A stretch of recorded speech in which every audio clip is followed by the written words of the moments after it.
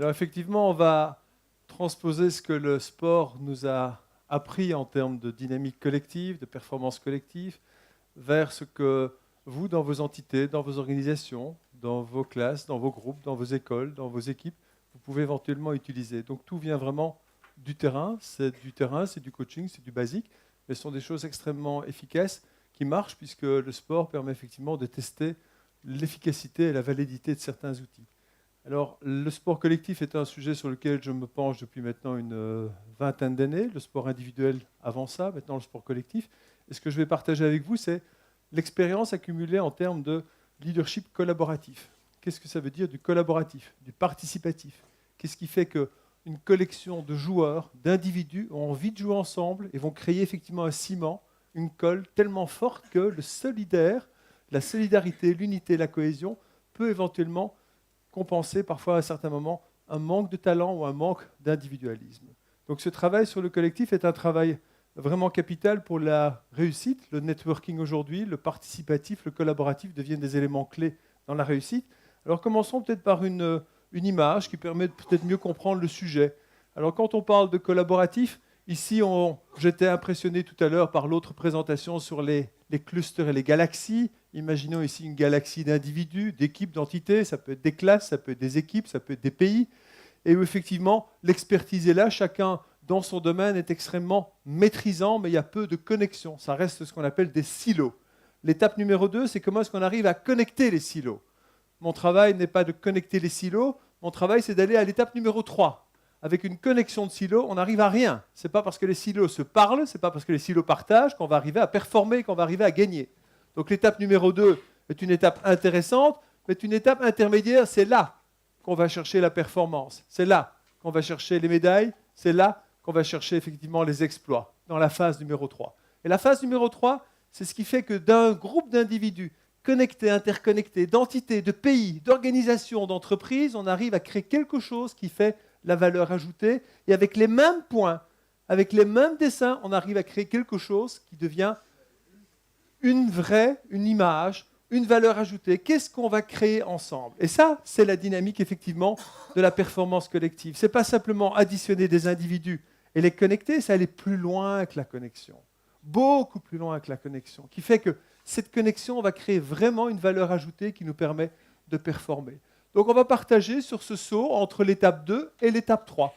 Qu'est-ce qui fait que de là, on peut arriver là? Vous êtes tous dans des équipes, vous êtes dans des classes, vous êtes dans des groupes. Où êtes-vous aujourd'hui si vous vous situez par rapport aux 3? Vous êtes toujours dans des équipes déconnectées, pas assez connectées, ou alors on connecte, on partage, mais il n'y a pas vraiment de valeur ajoutée, ou alors vous êtes déjà en phase 3 où effectivement il y a quelque chose qui se passe qui nous permet de produire des résultats. J'imagine que l'équipe qui a organisé cet événement ce soir, elle a démarré par une constellation d'individus qui se sont rassemblés, connectés, qui finissent par créer la magie dont on profite tous ce soir. Donc, comment est-ce qu'on crée cette dynamique? On va revoir le processus calmement et on va essayer de le comprendre et de le détailler. Alors, quand on parle de ce processus de dynamique collective, voilà. Quand on parle de ce processus de dynamique collective, l'énergie collective, ça marche? Ah, ça va arriver. L'image va venir. Vous l'avez?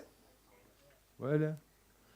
Oui, donc le métier de travail sur le coaching sportif est un travail où on est constamment dans l'intuition, dans le moment. On n'est pas dans le PowerPoint.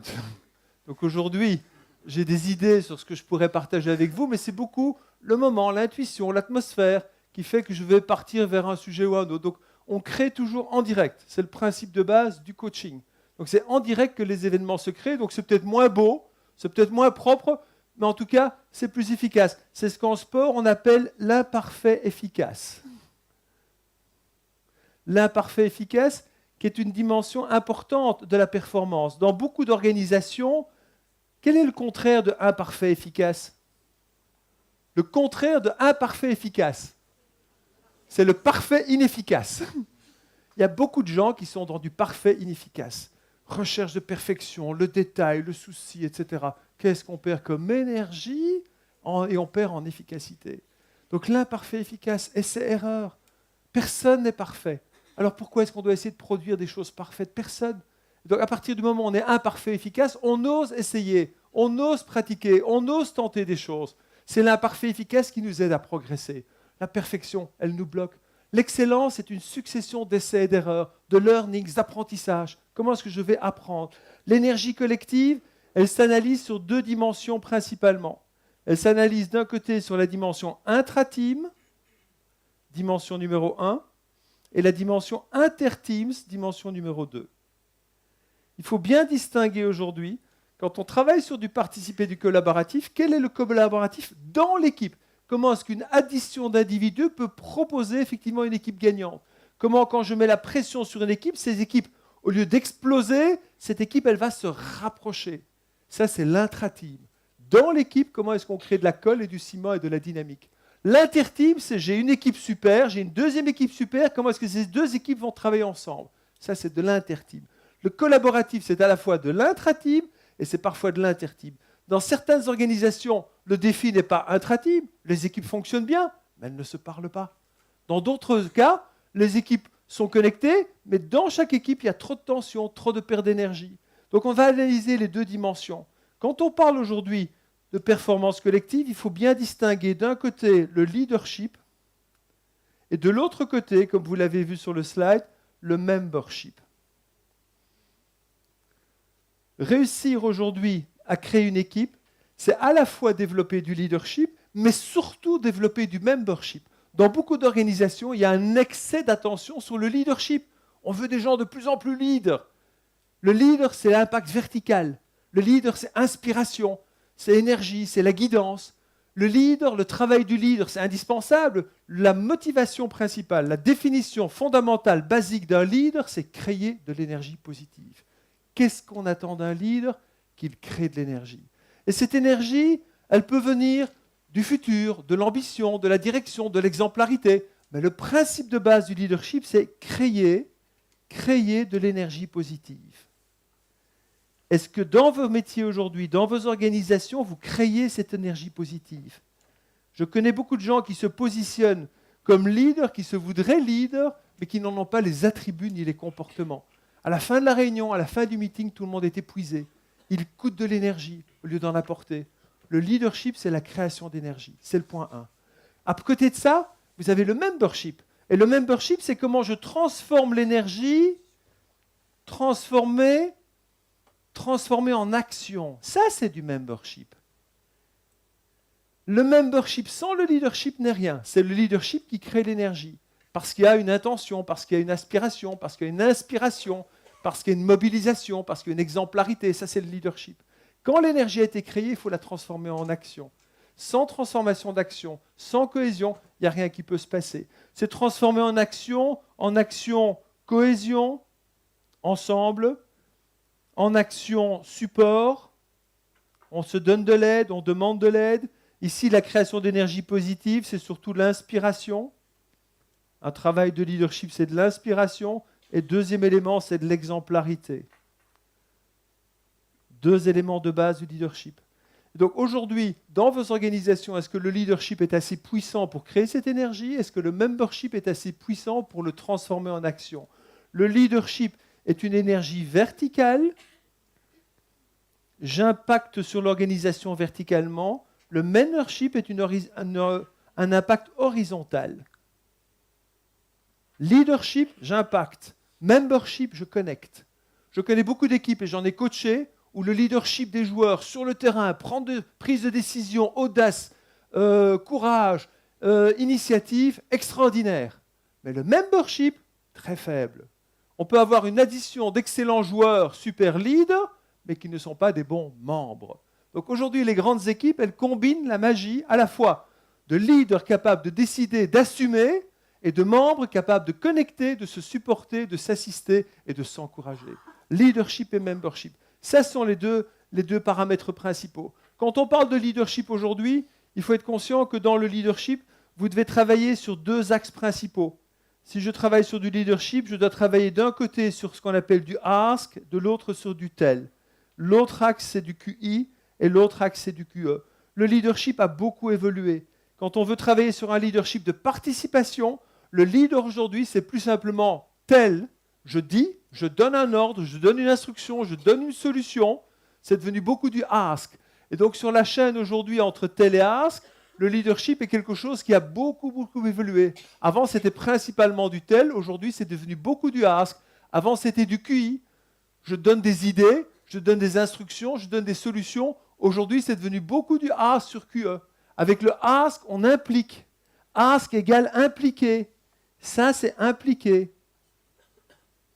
Avec toute la partie que vous mettez sur le... Je reviens dessus. Voilà. Je le retrouve. Ça, c'est la magie de la technologie. Ici, je suis sur la partie impliquée. Ensuite, je suis sur la partie expliquée. Dans beaucoup de cas, pendant 10-15 ans, j'étais un manager tel. J'étais payé pour l'expertise. J'étais devant mes joueurs, j'essayais de les convaincre. Maintenant, je suis un manager ask. Comment est-ce que vous voyez le match? Qu'est-ce qu'on pourrait faire? Qu'est-ce que tu en penses? Et si on est derrière, si on est devant, qu'est-ce qu'on va faire? Et donc, les gens sont beaucoup plus impliqués. Et quand on débriefe le match, ce n'est pas que du débriefing rationnel, il y a beaucoup d'émotionnel. Qu'est-ce que vous êtes senti dans le match? Comment vous vous sentez maintenant? Comment vous vous sentez avant le match? Il y a beaucoup d'émotionnel. La partie aujourd'hui qui est la moins utilisée, c'est cette partie-là. Je pense que le leadership du futur sera de plus en plus un leadership qui va stimuler le ask sur QE. On le voit venir. La nouvelle génération déteste le tel QI. Le manager qui connaît, qui donne la solution et qui l'impose, c'est plus ce manager-là qui va réussir demain. Le manager qui implique, le manager effectivement qui involve, qui empower, celui-là, il peut encore réussir demain. Donc le management aujourd'hui d'implication, c'est un management qui principalement va tourner plus vers le ask, où on pose, on implique les joueurs dans les décisions, on implique les collaborateurs, les participants, les élèves, les employés. Et deuxièmement, beaucoup sur l'émotionnel. Le futur du leadership, c'est le ask sur QE. Le futur du leadership, c'est le membership. Au-delà du leadership, comment est-ce que je vais arriver effectivement à jouer mon rôle de membre? Je peux être leader d'une équipe, mais toujours être membre également de cette équipe. Et donc quand on parle de membership, là on travaille plutôt sur les critères de membership qui sont différents. Si je reviens sur quelques critères de base, le premier critère de leadership, c'est d'abord le travail sur la collaboration. Hashtag collaboration. Membership, hashtag collaboration, c'est le premier. Ce n'est pas simplement moi, je garde le ballon et je ne passe pas la balle à Neymar ou à Cavani, mais effectivement, les deux joueurs apprennent à se passer la balle. Enfin, ça arrivera peut-être un jour. On verra. Et donc aujourd'hui, on peut avoir beaucoup de leadership, mais c'est le manque de membership qui fait qu'on ne va peut-être pas gagner cette compétition, qu'on ne va peut-être pas éliminer le Real de Madrid, qu'on ne va peut-être pas passer au tour suivant. Parce que les joueurs sont bons, mais est-ce qu'ils jouent assez ensemble? Est-ce qu'il y a cette solidarité? Est-ce qu'il y a ce ciment? Il y a cette colle, cette énergie, cette dynamique. Et donc, hashtag collaboration, hashtag confiance aussi. Si je passe la balle à l'autre, c'est parce que je pense qu'il est capable de la reprendre, qu'il est capable de l'utiliser. Si je donne une fonction, une mission, c'est parce que je pense qu'il est capable effectivement de correctement le travailler. Hashtag confiance. Ici, vous allez avoir aussi hashtag la partie team first. C'est l'équipe d'abord, ce n'est pas mon intérêt d'abord. Qu'est-ce qu'il y a comme hashtag intéressant aussi? C'est hashtag respect. Respect. Respect des règles, respect de l'adversaire, respect. Donc il y a beaucoup de hashtags aujourd'hui. Quand on mesure aujourd'hui la qualité d'un travail sur le membership, l'évaluation se fait sur deux niveaux. L'évaluation, c'est d'un côté la productivité, qu'est-ce que tu produis pour l'équipe, divisé par le coût d'énergie. L'énergie est inclue dans toutes les formules d'évaluation. C'est bien de produire, de marquer des goals, de produire des résultats. Mais qu'est-ce que tu coûtes à l'équipe en termes de pompeur d'énergie, arrogance, en termes de tu arrives en retard à la réunion, tu es constamment sur ton laptop ou sur ton smartphone pendant que le coach est occupé à briefer. Et donc on évalue les deux dimensions. D'un côté, merci pour ce que tu produis, et nous t'en sommes reconnaissants et on va effectivement le mesurer. Et d'un autre côté, vous avez le coût d'énergie. Qui évalue ça? Jamais le traîneur, jamais l'entraîneur, toujours les teammates, toujours les collaborateurs, toujours utiliser la puissance de l'équipe. Arrêtez d'utiliser la puissance du leader. C'est l'équipe qui, à un certain moment, va évaluer la contribution, la valeur des autres joueurs. merci d'avoir bien joué, d'avoir marqué 2 goals, mais à côté de ça, il y a des assises que tu n'as pas fait, ou tu es arrivé en retard, ou tu es toujours sur ton téléphone, ou tu n'es pas aujourd'hui dans l'écoute, etc. Donc, quand on évalue un joueur, on évalue d'un côté sa productivité divisée par son coût d'énergie. Le grand Alex Ferguson disait que la formule devait être supérieure à 3. Supérieure à 3. Un joueur était rentable quand il produisait 3 fois plus qu'il ne coûtait. Et la productivité se mesure, la coût énergétique se mesure aussi avec des paramètres qu'on arrive à un certain moment à identifier. Quand on travaille sur du collaboratif et du membership, il faut bien se dire à un certain moment aussi que vous avez différents types de joueurs. Vous avez des joueurs dans une équipe qu'on appelle les takers. Différents types de compréhension. D'un côté, vous avez les takers, ensuite vous avez les matchers. Deuxième catégorie. Troisième catégorie, ce sont les givers. Les takers, c'est les mecs qui viennent, ils prennent.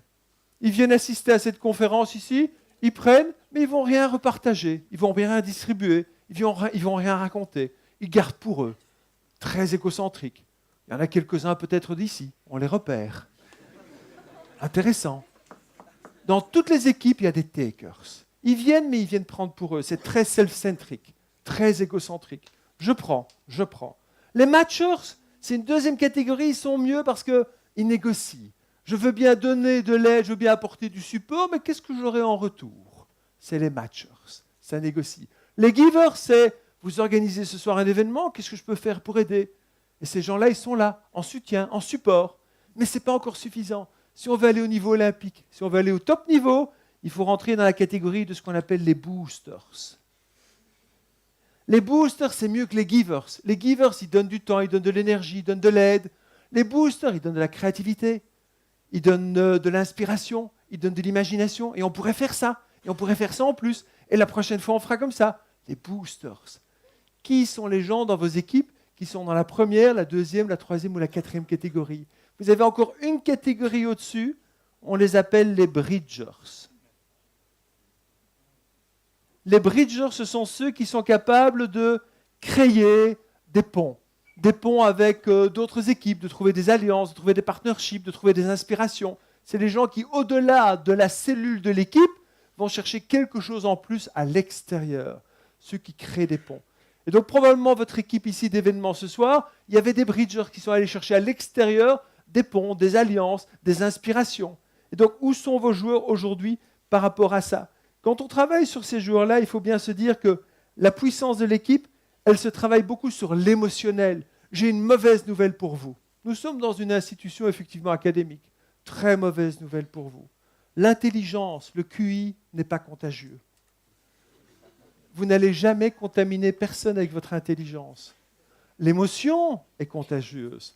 Le cœur est contagieux. L'enthousiasme est contagieux. L'énergie est contagieuse. Donc à un certain moment, c'est bien de travailler avec le cerveau. Mais avec le cerveau, ce n'est pas suffisant pour arriver au sommet. Il faut plus que du cerveau et de l'intelligence pour arriver. Il faut du cœur, il faut des tripes, il faut du courage, il faut de l'envie, il faut de la passion. Quand on travaille sur les deux sujets que je vous ai présentés tout à l'heure, l'intra-team et l'inter-team, je voudrais vous donner un ou deux éléments un ou deux éléments concrets intra-team. On appelle ça le intra-team glue, c'est-à-dire la colle intra-team. Qu'est-ce qui fait que l'intra-team va fonctionner?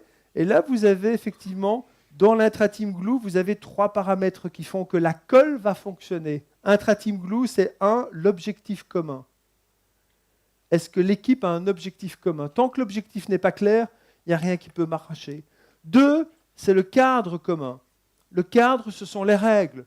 Dans mon cas, je rentre dans le village olympique avec un cadre. Le cadre, c'est les règles du dopage. Les règles du dopage, dans le cadre, tu peux participer. Hors cadre, tu pourrais peut-être être éliminé, voire disqualifié. Et donc, il y a un objectif commun et il y a un cadre commun.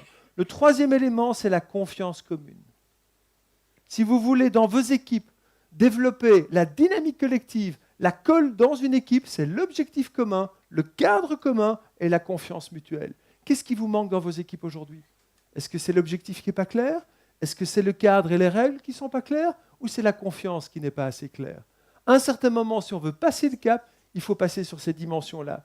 Quand on travaille sur le inter-team glue, inter-teams glue, on travaille sur 3 autres paramètres.